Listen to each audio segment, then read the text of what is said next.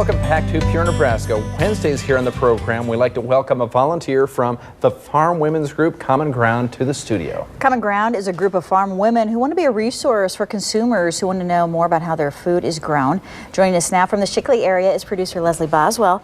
Leslie, you made it today, didn't you? I did make it. I didn't have any trouble. You're a Nebraskan. You can handle it, right? Yeah, I've done it a lot. That doesn't mean I like it, but I do it. Do you have four-wheel drive? No, I don't. Did you have a lot of snow in your area? Hardly had any. Just a light dusting in our area, but as I got closer to interstate, then I could see quite a bit more, and then more as I came this way. Further north you go, yeah. Yep. Well, we're glad you're here today, right? Yeah, absolutely. We appreciate that. We want to talk about the current ag economy. We know commodity prices are low. Is the outlook not as good as maybe in years past? It's not. In the last 3 years, the ag income has dropped about 40%. That'd be like going to work and taking a 40% pay cut. And it's really hard for farmers to keep up right now because our commodity prices are so low, but yet our input costs have not gone down like everything else has. So our fertilizer, our seed, we're even paying for water, we're paying for everything else, all the applications that we have to do. None of those costs have really come down any, but yet what we get paid to has. So it's a huge impact on the farm industry. Do you think consumers realize that that's going on?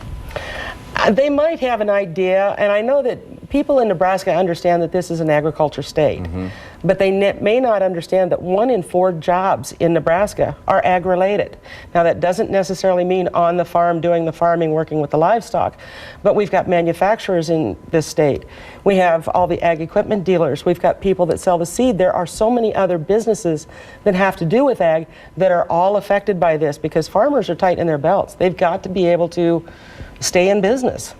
And with this kind of a shortfall, it's hard for them. So they're really cutting back on expenses, which is affecting other businesses.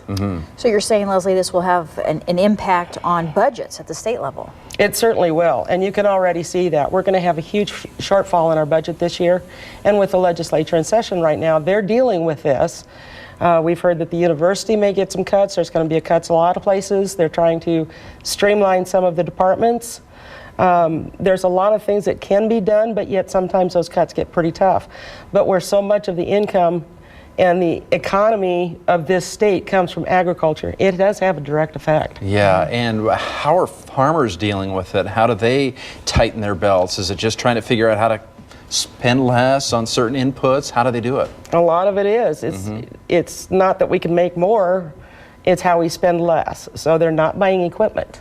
They're not trading in different machinery pieces. They're not, they might be cutting back a little bit on fertilizer.